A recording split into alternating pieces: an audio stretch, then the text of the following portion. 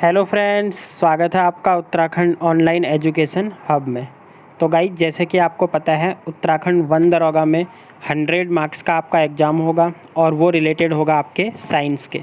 तो उसी से रिलेटेड गाइड साइंस के 1000 MCQ सीरीज है, जिसमें डेली 20 क्वेश्चन करवाए जाएंगे और उन 20 क्वेश्चंस में भी गाइज आपको हर ऑप्शन का एक्सप्लेनेशन दिया जाएगा। तो वो ऑलमोस्ट एक 20 क्वेश्चंस में 30 to 40 आपके हो जाएंगे। तो करते हैं वीडियो को गाइज स्टार्ट। उससे पहले चैनल को सब्सक्राइब कर दीजिए और साथ में ही गाइज हमारी उत्तराखंड की भी सीरीज़ चल रही है MCQ की। अगर आपने वो ज्वाइन नहीं की है तो आप देख सकते हैं प्लेलिस्ट में जाके, वो भी हमारी प्लेलिस्ट में गिवन है। और व्हाट्सएप नंबर दिया गया है गाइज चैनल में जुड़ने के लिए व्हाट्सएप ग्रुप पे, वो आप लिंक से कनेक्ट हो सकते हैं। क्वेश्चन नंबर फर्स्ट है guys, which of the following cell organelle is responsible for cellular respiration. तो गाइज किसकी बात चल रही है यहाँ पे, श्वसन के लिए उत्तरदायी क्या है, इनमें से आपको बताना है। गोल्जीआई बॉडी, माइटोकॉन्ड्रिया, केंद्रक या लाइसोजोम। तो याद रखिएगा, जब भी सेल्यूलर रेस्पिरेशन की बात होगी, ठीक है, किसकी, श्वसन की बात होगी, तो हमेशा आपका आंसर हो जाएगा माइटोकॉन्ड्रिया। क्या होता है गाइज इस प्रोसेस में, जब भी सेल्यूलर रेस्पिरेशन आएगा आपका, तो इसमें ग्लूकोज आपका कन्वर्ट होता है, ठीक है, कितने में, ATP में। और कितने ATP में गाइज, ग्लूकोज का एक अणु आपके 36 ATP बनाएगा। तो इतनी इन्फॉर्मेशन याद रखिएगा, ठीक है। बात चल रही है माइटोकॉन्ड्रिया की, तो माइटोकॉन्ड्रिया को क्या कहा जाता है guys, power house of cell, ठीक है। पावर हाउस ऑफ सेल किसको कहा जाता है, माइटोकॉन्ड्रिया को कहा जाता है। गाइज एक क्वेश्चन होगा, देखिए डेली हम 20 क्वेश्चन यहाँ पे डिस्कस करेंगे, बट उसमें आपको जो इन्फॉर्मेशन होगी एक्स्ट्रा इन्फॉर्मेशन के साथ 40 मिनिमम क्वेश्चन आपके वहाँ से बनेंगे, ठीक है। और यहाँ पर बात चल रही है गाइज लाइसोसोम्स की, तो लाइसोसोम को क्या कहा जाता है, तो गाइज क्या कहते हैं, आत्मघाती थैली, ठीक है। आत्मघाती थैली लाइसोसोम को कहा जाता है। लाइसोसोम प्रोड्यूस कौन करता है, तो गोल्जीआई बॉडी इन्हें प्रोड्यूस करती है। तो इतनी इन्फॉर्मेशन हो गई हमारे पास क्या गाइज, एक्स्ट्रा। चलते हैं क्वेश्चन नंबर 2 पे। गाइज अगर आपको वीडियो पसंद आ रही है तो प्लीज़ चैनल को सब्सक्राइब कर दीजिए, वीडियो को लाइक और शेयर कर दीजिए। The source of oxygen generated during photosynthesis is, मतलब जब फोटोसिंथेसिस होती है तब जो ऑक्सीजन का उत्पादन होता है। देखिए फोटोसिंथेसिस में होता क्या है, सबसे पहली बात O2 का निर्माण होता है, और वही O2 हम क्या करते हैं गाइज, इनहेल करते हैं। ऑक्सीजन जो हम लेते हैं वो पौधों के द्वारा क्या किया जाता है, जब प्रकाश संश्लेषण की क्रिया होती है उस समय निकाली जाती है, बनाई जाती है, ठीक है। किसकी कारण होती है प्रकाश संश्लेषण, फोटोसिंथेसिस, तो क्लोरोफिल, पर्णहरित के कारण होती है, ठीक है। अब देखिए हमसे पूछा क्या है कि ये जो वाटर है, अब ये प्रक्रिया में जो O2 है वो O2 कैसे बनेगी। तो देखिए थर्ड एंड फोर्थ तो हो नहीं सकता, ठीक है। अब आपको कन्फ्यूजन हो रहा होगा, या तो वाटर से निकलेगा या कार्बन डाइऑक्साइड से। तो याद रखना, जब भी फोटोसिंथेसिस की बात हो रही होगी, फोटोसिंथेसिस में क्या होता है गाइज, हाइड्रोलाइसिस प्रोसेस होती है। तो हाइड्रोलाइसिस प्रोसेस में क्या होता है हम जानते हैं, H2O जो होगा वो टूट जाएगा हाइड्रोजन और ऑक्सीजन में, ठीक हो गया। तो जल के द्वारा हमें क्या मिलती है, यहाँ से ऑक्सीजन मिलती है। इंपॉर्टेंट क्वेश्चन है, याद रखिएगा। फोटोसिंथेसिस में जो O2 हमें रिसीव होती है, प्राप्त होती है पौधों को, वो कहाँ से होती है, वाटर से वो बनाते हैं। चलते हैं नेक्स्ट क्वेश्चन पे, क्वेश्चन नंबर 3। तो देखिए क्वेश्चन नंबर 3 है, निम्नलिखित जीवों में से किसमें पौधे और जानवर दोनों की विशेषताएं हैं, युग्लिना, माइकोप्लाज्म, पैरामीशियम या क्लोरेला। तो इस टाइप से भी ये क्वेश्चन पूछ सकता है, वह कौन सा है इन चारों में जो पादप और मानवों के बीच की कड़ी है, ठीक है। पौधे और जानवरों दोनों की कड़ी किसको कहा जाता है, तो ऑप्शन क्या हो जाएगा गाइज आपका, ए, युग्लिना, ठीक है। ये क्या होता है, इसमें दोनों टाइप के, मतलब आप ये कह सकते हो ये क्या है, पौधों के जस्ट बाद की कंडीशन और जानवरों की स्टार्टिंग, ये जो बीच की कड़ी होती है, इन दोनों को जोड़ने वाली ये कड़ी, यही क्या कहलाती है, आपकी युग्लिना कहलाती है। चलते हैं नेक्स्ट क्वेश्चन पे। क्वेश्चन नंबर 4 है, which of the following is a fish, मतलब इन ऑप्शनों में से कौन सा क्या है गाइज, मछली है। देखिए बहुत पूछता है यहाँ पर ये इस टाइप के क्वेश्चन। अब आपको दिख रहा होगा यहाँ पर एक दिख रहा है जेली फिश, ठीक है। जेली फिश, यहाँ पर फिश आ रहा है तो ये नहीं है कि ये मछली होगी। अगर हम जेली फिश की बात करें तो ये होते हैं सैलेंट्रेटा, ठीक है। मैं सारे बता दे रहा हूँ आपको, जिससे अगर कोई पूछे एग्जाम में तो याद रहे आपको। क्या होता है, सैलेंट्रेटा। अगर लेवेस्टर की बात करूँ तो गाइज ये आते हैं आपके मोलस्का में आ जाते हैं, ठीक है। अगर हम सालमोन की बात करें तो ये एक टाइप की क्या है, फिश है, ये मछली होती है सालमोन। वेल की बात करें गाइज तो वेल सबको पता है ये क्या है, स्तनधारी है, मैमल्स में आ जाती है। तो आपका आंसर क्या हो जाएगा, option number C will be your right answer, ठीक है। याद रखिएगा, जेलीफिश सैलेंट्रेटा, लेवेस्टर की बात करेंगे तो मोलस्का, सालमोन की बात करेंगे तो ये एक टाइप की फिश है, और वेल क्या होती है गाइज, एक मैमल्स होती है। चलते हैं अपने नेक्स्ट क्वेश्चन पे। नेक्स्ट क्वेश्चन है, which of the following is a vitamin, carotene, riboflavin, insulin या फिर एड्रेनालिन। अब देखिए, अगर मैं कैरोटीन की बात करूं तो कैरोटीन एक टाइप का क्या होता है, प्रोटीन होता है, ठीक है, जो कि हमारा हेल्प करता है, मतलब आपका बालों में और नाखून जो नेल्स होते हैं उसके लिए हेल्प करेगा। राइबोफ्लेविन की बात करें गाइज तो राइबोफ्लेविन क्या होता है, विटामिन होता है, सबको पता है, ठीक है, मैंने ट्रिक भी दी थी विटामिन की पूरी। अब दूसरा इंसुलिन की बात करूं तो इंसुलिन और एड्रेनालिन ये दोनों क्या हैं, एक टाइप के, अलग अलग क्या हैं, हार्मोन्स हैं। तो इतना भी हो गया। देखिए डायरेक्ट क्वेश्चन इस टाइप से भी पूछ सकता है, मैंने क्वेश्चंस का लेवल हाई रखा है। अब वो अगर उसने इजी पेपर बनाना होगा वो क्या बोल देगा, इंसुलिन निम्न में से है, हार्मोन, प्रोटीन, विटामिन। तो ये भी आप जो मैं एक्स्ट्रा इन्फॉर्मेशन दे रहा हूँ गाइज, वहाँ से भी क्वेश्चन बन सकते हैं, तो ध्यान से वीडियो को देखिएगा, ठीक है। अब हमसे पूछा क्या था, विटामिन पूछा था। जब विटामिन की बात चल रही है तो मैंने बता दिया आपको, राइबोफ्लेविन क्या हो जाएगा, आपका विटामिन हो जाएगा। चलते हैं नेक्स्ट क्वेश्चन पे। नेक्स्ट क्वेश्चन है guys, which of the following acids is synthesize in human stomach. इनमें से कौन सा अम्ल मनुष्य के आमाशय में संश्लेषित होता है, मतलब जो आमाशय होता है वहाँ पर कौन सा एसिड पाया जाता है। सबको पता है HCl, हाइड्रोक्लोरिक एसिड कहते हैं, ठीक है। फॉर्मूला क्या होता है इसका, HCl। ये हमारे कहाँ पर पाया जाता है, स्टमक में पाया जाता है। गाइज स्टमक में भी याद रखिएगा, आपसे क्वेश्चन पूछ सकता है, ये डाइल्यूट फॉर्म में होता है या कंसनट्रेटेड फॉर्म में होता है।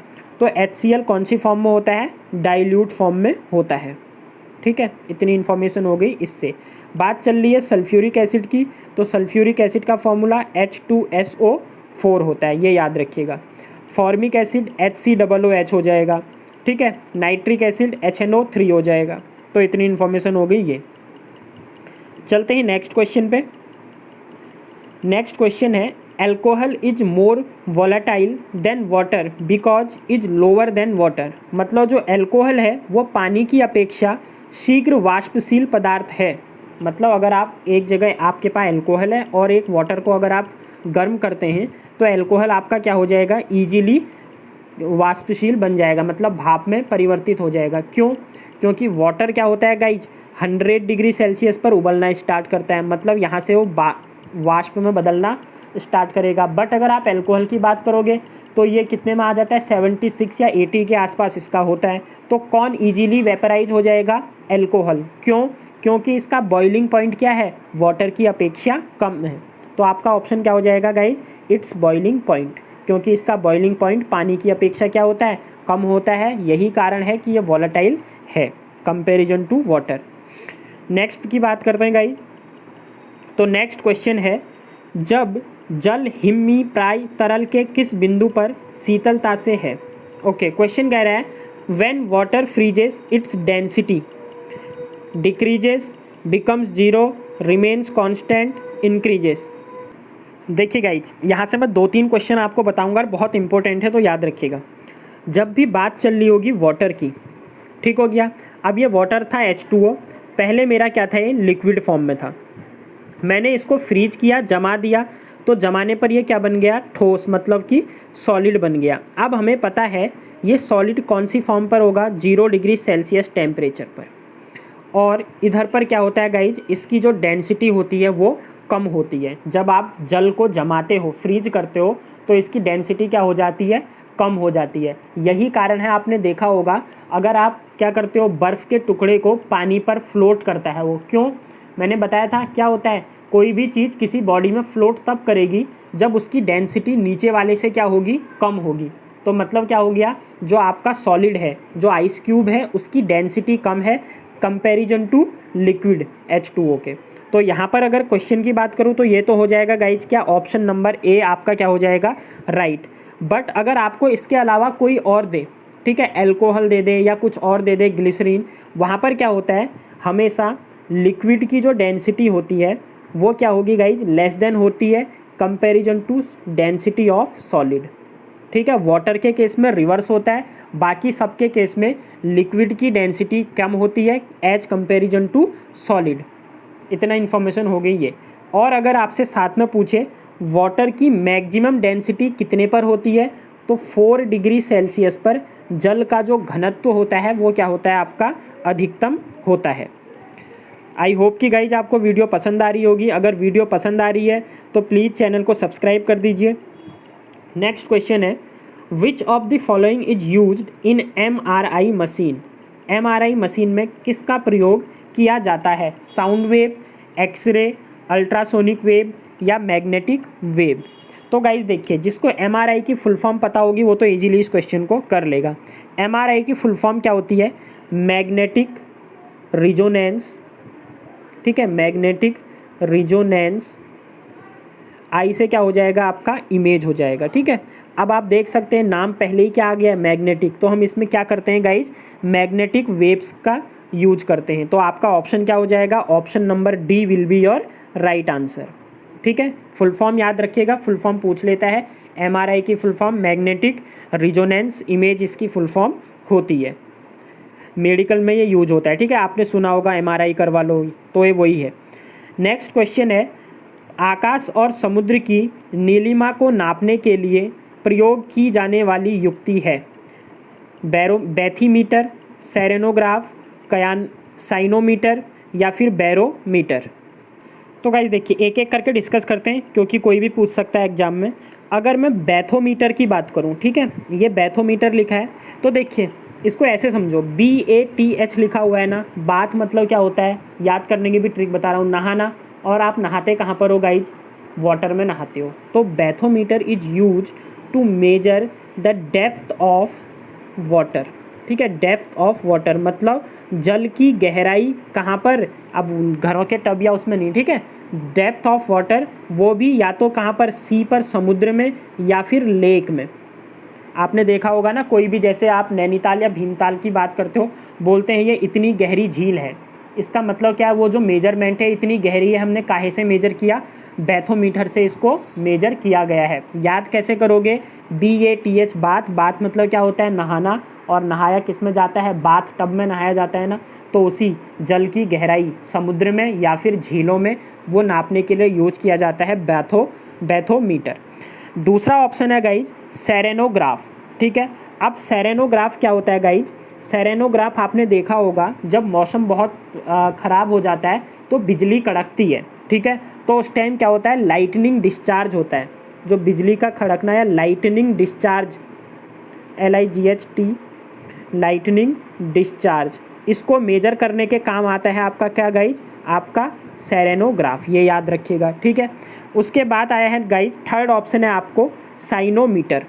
ये जो साइनो का अर्थ मतलब है गाइज, अगर आपको कहीं भी दिखे साइनो, तो साइनो से याद रखिएगा ब्लू कलर से होता है। ठीक है, साइनो का मतलब क्या होता है, ब्लू। अब हमारा आकाश कैसा होता है, या फिर आप सी की बात कर लो तो कैसा होता है, नीला दिखाई देता है ना, तो उसके मेजरमेंट किसके द्वारा की जाती है, साइनोमीटर के द्वारा। तो ऑप्शन नंबर सी आपका क्या हो जाएगा, राइट हो जाएगा। ऑप्शन नंबर डी है गाइज बैरोमीटर। तो बैरोमीटर हम सबको पता है किसके लिए यूज होता है, to measure the atmospheric pressure. ठीक है, वायुमंडलीय दबाव या दाब नापने के लिए किसका यूज किया जाता है, बैरोमीटर का। आप मुझे कमेंट बॉक्स में बताइए गाइज, अगर बैरोमीटर का जो स्केल है वो एकदम से नीचे गिर जाता है तो क्या होता है, मौसम पर उसका क्या प्रभाव पड़ता है, कमेंट बॉक्स पे आप बताएंगे मुझे। नेक्स्ट क्वेश्चन पे चलते हैं गाइज। तो नेक्स्ट क्वेश्चन है, निम्न में से किसका परमाणु क्रमांक फास्फोरस की अपेक्षा अधिक हो, एल्यूमिनियम, सिलिकॉन, क्लोरीन या फिर मैग्नीशियम। तो गाइज देखिए, अगर एल्यूमिनियम की बात करें तो एल्यूमिनियम का परमाणु क्रमांक आपका कितना होता है, 13।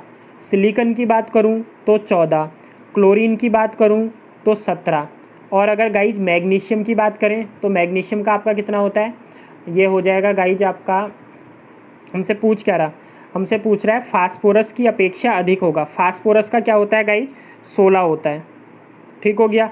मैग्नीशियम का आई थिंक आपका हो जाएगा 12, ठीक है, मैग्नीशियम का हाँ 12 हो जाएगा mg, ठीक है। तो आप देखिए हमसे बोल रहा है 16 से क्या होना चाहिए अधिक, तो क्या हो जाएगा आपका आंसर क्लोरीन, क्योंकि क्लोरीन का कितना होता है 17 होता है। तो option number C will be your right answer. तो गाइज ये भी आपको एटलीस्ट, क्योंकि आप देखिए 1 दरोगा का आप एग्जाम देख रहे हैं या दे रहे हैं, या फिर आपको जैसे कि पता है ये रेलवे के लिए भी इंपॉर्टेंट होगा आपका, क्योंकि 25 क्वेश्चन आपके पूछे जाएंगे उसमें, किससे, साइंस से। तो ये एटलीस्ट 30 तक तो आपको याद लर्न होनी चाहिए, ठीक है। 30 परमाणु क्रमांक तक आपको आवर्त सारणी याद होनी चाहिए, इससे ये कहीं से भी क्वेश्चन पूछ सकता है। चलते हैं नेक्स्ट क्वेश्चन पे। और ये क्लोरीन की बात चल रही है गाइस, तो क्लोरीन कौन सी फैमिली का होता है, हैलोजन परिवार का ये सदस्य होता है। नेक्स्ट क्वेश्चन है, परमाणु द्रव्यमान संख्या किस प्रकार ज्ञात की जा सकती है, कुल प्रोटॉनों की संख्या से, न्यूट्रॉनों की संख्या से, प्रोटॉन तथा न्यूट्रॉन की संख्या के कुल योग से, कुल इलेक्ट्रॉनों की संख्या से। किसकी बात चल रही है गाइज आपके, how is atomic mass number. तो एटॉमिक मास नंबर क्या होता है आपका, अगर हम मास नंबर की बात करें, ठीक है, तो ये होता है आपका ए न्यूट्रॉन प्लस प्रोटॉन। न्यूट्रॉन और प्रोटॉन की संख्या को ऐड करके हमारा क्या निकलता है, किसी भी संख्या का परमाणु द्रव्यमान या मास नंबर निकलता है। तो गाइज आपका आंसर क्या हो जाएगा, आपका आंसर हो जाएगा प्रोटॉन और न्यूट्रॉन की संख्या के कुल योग से। Option number C will be your right answer. अगर आपसे क्या पूछता गाइज, एटॉमिक नंबर पूछता, क्या पूछता है, एटॉमिक नंबर, तो याद रखिएगा एटॉमिक नंबर आपका केवल नंबर ऑफ प्रोटॉन्स होता है, ठीक है। जितने प्रोटॉनों की संख्या होगी उतना ही उसका एटॉमिक नंबर होगा, और न्यूट्रॉन और प्रोटॉन आपका क्या हो जाता है, मास नंबर। तो ऑप्शन नंबर सी आपका राइट हो जाएगा। चलते हैं नेक्स्ट क्वेश्चन पे। क्वेश्चन नंबर 13 है, लोहे पर जंग लगने से लोहे का भार घटता है, बढ़ता है, अपरिवर्तित रहता है, इनमें से कोई नहीं। तो गाइज देखिए, अब मेरे पास क्या है, लोहा हो गया, ठीक है। अब ये क्या होगा, ऑक्सीडाइज होगा ना, जो हमारी ऑक्सीजन है वहाँ से ये क्या करेगा, वातावरण में ऑक्सीजन या H2O के साथ हमारा क्या करेगा, रिएक्ट करेगा। तो ये जब ऑक्सीडाइज हो जाएगा तो ये ऑक्सीजन भी इसके साथ क्या हो जाएगा, मिल जाएगा, Fe2O3 बना देगा, ठीक है, आयरन ऑक्साइड बना देगा। तो आयरन ऑक्साइड जब बनाया, तो अब आप मेरे को एक बात बताओ, पहले ये केवल Fe था, अब इसके साथ ऑक्सीजन का एटम भी क्या हो गया, कंबाइंड हो गया। तो इसका परमाणु द्रव्यमान जो है वो बढ़ जाएगा या घट जाएगा, ऑब्वियस सी बात है क्या हो जाएगा, बढ़ जाएगा। तो जो लोहे का भार, अगर लोहे में जंग लग जाता है तो जंग लगने पर रस्टिंग जब भी होगी तो लोहे को भार को क्या कर देगा गाइज, वो बढ़ा देगा। Option number B will be your right answer, ठीक है। चलते हैं नेक्स्ट क्वेश्चन पे। नेक्स्ट क्वेश्चन है, निम्न में से किस से लिटमस की प्राप्ति होती है, बैक्टीरिया से, फफूंद से, कवक से, या फिर लाइकेन से। तो गाइज देखिए, लिटमस की बात कर रहे हैं तो लिटमस का आपका आंसर हो जाएगा, लिटमस कहाँ से प्राप्त किया जाता है, लाइकेन से प्राप्त किया जाता है। एक ऑप्शन में और बता रहा हूँ आपको, एक आंसर या तो लाइकेन होगा, अगर लाइकेन आपके ऑप्शन में नहीं है तो थैलोफाइट, ठीक है, ये गलत हो गया, देखिए थैलोफाइट्स, ये भी याद रखिएगा, थैलोफाइटा से भी क्या किया जाता है, हमारे लिटमस को प्राप्त किया जाता है। अगर यहाँ से क्वेश्चन पूछे आपसे, लिटमस जो होता है, लिटमस का खुद का कलर कैसा होता है, तो गाइज ये पर्पल कलर का होता है, मतलब बैगनी कलर का ये होता है। लिटमस का कलर खुद का कैसा होता है, बैगनी कलर का होता है। इतनी इन्फॉर्मेशन हो गई इससे। यहीं से आपका बनता है गाइज कि हमारा जो लिटमस पेपर होता है वो बेस और एसिड से कैसे मतलब पता करते हैं हम, ठीक है। अब देखिए, अगर मैं बेस की बात करूँ, मतलब किसकी बात चल रही है, क्षार की, तो बी से याद रखिएगा, बेस है ना, और बी से ही आपका क्या होता है, ब्लू होता है, ठीक है। अगर रेड लिटमस पेपर को कोई भी चीज़ ब्लू में कन्वर्ट कर रही है तो वो जो भी आपने डाला होगा, ठीक है, वो आपका क्या हो जाएगा, क्षार हो जाएगा। जैसे NaOH आपने ले लिया, आपने क्या किया, NaOH को क्या किया, रेड लिटमस पेपर पे डाला, तो उसने अगर वो क्या कर देगा, उसे ब्लू में कन्वर्ट कर देगा, तो ये क्या हो जाएगा, एक बेस। तो बेस मतलब बी से ब्लू याद रखना, ब्लू में कन्वर्ट कर देगा रेड लिटमस पेपर को ब्लू में, तो वो क्या कहलाएगा, बेस। और इसका अपोजिट अगर एक याद हो गया, तो ब्लू लिटमस पेपर को रेड लिटमस पेपर में जो कन्वर्ट करेगा वो आपका क्या हो जाएगा, एसिड हो जाएगा, ठीक है, अम्ल हो जाएगा। अम्ल और क्षार यहीं पर आया है तो यहीं पर मैं आपको pH वैल्यू भी बता देता हूँ गाइज, ठीक है। pH स्केल होता है, ये होता है मेरा 7, अगर 7 है तो वो जो विलयन है वो क्या होगा, उदासीन मतलब न्यूट्रल होगा। अगर pH वैल्यू 7 से ज़्यादा है तो वो क्या हो जाएगा, आपका बेस हो जाएगा, क्षार हो जाएगा। अगर pH वैल्यू 7 से कम है तो ये क्या हो जाएगा गाइज, आपका अम्ल हो जाएगा। ठीक हो गया, इतना हो गया इन्फॉर्मेशन। pH होता क्या है, पोटेंशियल ऑफ हाइड्रोजन। चलते हैं नेक्स्ट क्वेश्चन पे। नेक्स्ट क्वेश्चन है, जब कॉपर सल्फेट तथा आयरन अभिक्रिया करते हैं तो आयरन सल्फेट तथा क्या प्राप्त होता है। तो देखिए कॉपर सल्फेट, तो कॉपर सल्फेट का फॉर्मूला पता होना चाहिए, CuSO4। ये जो SO4 होता है गाइज सल्फेट होता है, ठीक है। सल्फेट याद रखो, बता दिया मैंने SO4। अब आपसे अगर आयरन सल्फेट बोलेगा तो आयरन का Fe जोड़ देना आगे, FeSO4। मैग्नीशियम सल्फेट बोलेगा MgSO4 बोल दोगे, ठीक है। तो ऐसे फॉर्मूले लर्न मतलब बनाए जाते हैं। अब आयरन के साथ इसकी अभिक्रिया करनी है तो Fe, तो प्रोडक्ट क्या बनेगा मुझसे ये पूछ रहा है। अब देखो हमें पता है जो आयरन होता है वो कॉपर से ज़्यादा क्रियाशील होता है, रिएक्टिव, मोर रिएक्टिव होता है। तो ये जो आयरन है ये कॉपर को रिप्लेस कर देगा, ठीक है, और वहाँ पर जाके खुद बैठ जाएगा। आयरन ताकतवर है, उसने बोला भैया मैं ज़्यादा ताकतवर हूँ, तो कॉपर को उसने मार के भगा दिया और इसने क्या बना दिया, आयरन सल्फेट बना दिया। अब जब आयरन सल्फेट बना तो कॉपर बेचारा हो गया अकेला, तो यहाँ पर क्या बच जाएगा, केवल कॉपर बच जाएगा। तो आपका आंसर क्या हो जाएगा गाइस, जब आप देख सकते हैं answer will be option number D, copper. ठीक हो गया। अब आप मेरे को कमेंट बॉक्स में बताएंगे गाइस जो कॉपर होता है उसका आपका एटॉमिक नंबर कितना होता है। मैंने बोला आपसे 30 तक तो आपको याद होने चाहिए, ठीक है। तो 30 के पास ही होता है कॉपर का, वो आपको बताना है कमेंट में। नेक्स्ट क्वेश्चन है, the mass of earth is 6 × 10⁻24 kg and radius of the earth is 6.4 × 10⁻6 metre. Find the value of g। तो पृथ्वी का द्रव्यमान दिया है आपको इतना, त्रिज्या दी है इतनी, स्मॉल g की वैल्यू पूछ रहा है। तो पृथ्वी पे बात चल रही है। पहली बात तो पृथ्वी पे g की वैल्यू हमें पता है कितनी होती है, 9.8 मीटर पर सेकंड स्क्वायर। तो कुछ सोचना है नहीं, ऑप्शन नंबर बी लगा देना है। अब मैं एक फॉर्मूला बता रहा हूँ वो याद रखिएगा। अगर पूछे स्मॉल g और कैपिटल G में रिलेशन क्या होता है तो Gm/r क्या होता है, दोनों में रिलेशन होता है, r² होगा ये, ठीक है। स्मॉल g पता है आपको क्या है, गुरुत्वाकर्षण, ठीक है, ग्रेविटी। 9.8 मीटर पर सेकंड स्क्वायर, गुरुत्वीय त्वरण कहते हैं इसे। स्मॉल g क्या है गाइज, ये होता है सार्वत्रिक गुरुत्वाकर्षण नियतांक। इसकी वैल्यू कितनी होती है, 6.67 × 10⁻⁻11 किलोग्राम। उसके बाद आपका आ जाएगा गाइज g की बात करोगे तो मीटर स्क्वायर अपॉन किलोग्राम की पावर -2 हो जाएगा, ठीक है। और अगर साथ में ये मास हो जाएगा आपका तो ये मास की वैल्यू रख लोगे, r² की वैल्यू रखोगे तो वैल्यू कितनी आएगी, 9.8। पर आपको सॉल्व करनी नहीं है क्योंकि अर्थ की बात चल रही है और अर्थ पे g की वैल्यू कितनी होती है, 9.8। अगर आप सॉल्व भी करोगे तो उतनी ही आपकी आ जाएगी, ठीक है। चलते हैं नेक्स्ट क्वेश्चन पे। गाइज वीडियो पसंद आ रही है तो आप वीडियो को लाइक और शेयर कर दीजिए। निम्न में से आम तौर पर प्रयोग किया जाने वाला पदार्थ जो कि मिश्र धातु नहीं है कौन सा है, स्टील, पीतल, कांसा या फिर तांबा। तो गाइज देखिए एलॉय आपको पता होगा जो क्या किए जाते हैं, कंपोजिशन ऑफ मिक्सचर होते हैं, ठीक है। मेटल मतलब अगर मेटल को क्या किया जाए, दो मेटलों को अगर आप मिला देते हो तो उससे जो बनता है वही आपका क्या कहलाता है, एलॉय कहलाता है। अब यहाँ पर मेरे को स्टील, ये भी किसी का मिक्सचर होता है, पीतल, कांसा, तांबा। जो तांबा कॉपर है गाइज, परमाणु क्रमांक कितना होता है, 29। ये क्या है, एक एलिमेंट है। तो आपका ऑप्शन क्या हो जाएगा, ऑप्शन नंबर डी आपका राइट हो जाएगा। अब एक बार देख लेते हैं, क्वेश्चन पूछ लेता है स्टील में क्या क्या होता है। अब स्टील भी आपके बहुत सारे होते हैं, ठीक है। स्टेनलेस स्टील होता है, निकल स्टील होता है। तो अगर निकल स्टील बोलोगे तो निकल स्टील में आपका क्या होगा, Fe और निकल का मिक्सचर होगा। इंपॉर्टेंट क्या होता है, स्टेनलेस स्टील पूछता है आपसे, स्टेनलेस स्टील में क्या क्या मिला रहता है।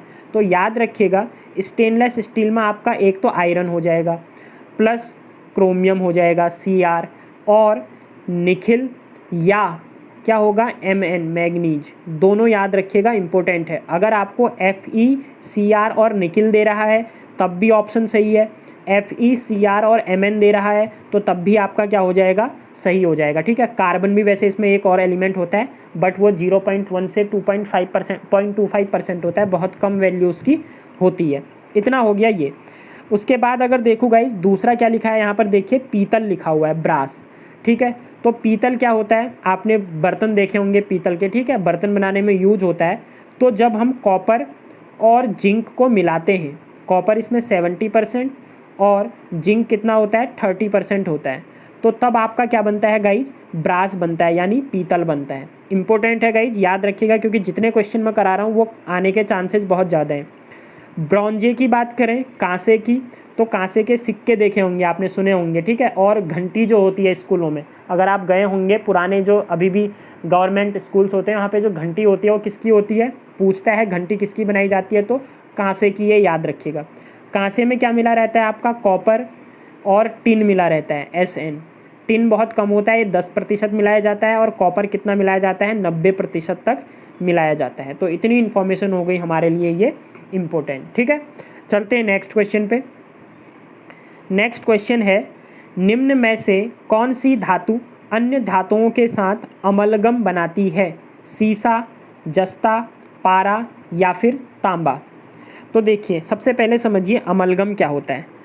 अमलगम क्या है, जब भी मेटल प्लस Hg की रिएक्शन करवाई जाती है तो आपका जो उत्पाद बनता है वो ही आपका क्या कहलाता है, अमलगम कहलाता है। ठीक है, अब मेटल की Hg के साथ एक क्वेश्चन आपसे यहाँ पर क्या पूछेगा, कौन सा मेटल Hg या पारे के साथ रिएक्ट नहीं करता, तो इम्पोर्टेंट क्वेश्चन बनता है, याद रखिएगा। जो मेरा आयरन है, Fe क्या है गाइज, एक धातु है, ये जो Fe है, आयरन है, ये अमलगम नहीं बनाती है। ठीक हो गया, बाकी सारी बनाती हैं बट Fe आपका अमलगम नहीं बनाता। तो अब मैंने आपको आंसर पूरा बता दिया है। अमलगम के लिए क्या करते हैं, मरकरी के साथ क्या करते हैं गाइज, रिएक्शन करवाते हैं। अब आप मेरे को कमेंट बॉक्स में बताइए जो Hg होता है, मरकरी, ये तो मैंने बता दिया। ठीक है, Hg इसको ऐसे शो करते हैं, इसका परमाणु क्रमांक कितना होता है, परमाणु क्रमांक, एटॉमिक नंबर कितना होता है। नेक्स्ट क्वेश्चन पे चलते हैं। नेक्स्ट क्वेश्चन है गाइज, समय अवधि 0.025 सेकंड के साथ लहर की आवृत्ति क्या है। मतलब आपसे क्वेश्चन क्या कह रहा है, what is the frequency of wave with time period 0.025 second. अब देखिए फ्रीक्वेंसी जो होता है F = 1 टाइम पीरियड होता है, इतना हमें पता है। मुझे क्या दिया है गाइज, टाइम पीरियड दिया है, तो वैल्यू रख दीजिए 1/0.025। अब देखिए दशमलव हटाओगे तो 1 2 3, ऊपर कितने जीरो, 3 जीरो आ जाएंगे। 1000/25 कर दो, 25 चौको 100, 1 जीरो आ जाएगा, तो 40 हर्ट्ज आपका क्या हो जाएगा, आंसर। यहाँ से एक चीज़ और आ गई, देखिए हर्ट्ज लिखा हुआ है, तो आवृत्ति की इकाई जो होती है वो क्या होती है, आपकी हर्ट्ज होती है। तो लास्ट क्वेश्चन है गाइज आज का, एक ध्वनि तरंग की आवृत्ति 2 किलोहर्ट्ज और तरंगदैर्घ्य 35 सेंटीमीटर है, 1.5 किलोमीटर की यात्रा करने में कितना समय लगेगा, ये आपका क्वेश्चन है। आपको पता है जैसे कि मैं लास्ट क्वेश्चन जो है वो क्वेश्चन ऑफ द डे रखता हूँ, उसका सॉल्यूशन आपको खुद करना होता है और वो फिर कमेंट में आपको बताना होता है, और उसका हम जो डिस्कशन करते हैं वो नेक्स्ट वीडियो में करते हैं। तो ये आपके लिए होमवर्क है गाइज, ये आपको खुद करना है, इसका जो सॉल्यूशन होगा हम नेक्स्ट वीडियो में करेंगे। तो आई होप कि आपको वीडियो पसंद आई होगी गाइज। मिलते हैं न्यू वीडियो के साथ, चैनल को लाइक और सब्सक्राइब कर दीजिए। Thanks, have a good day.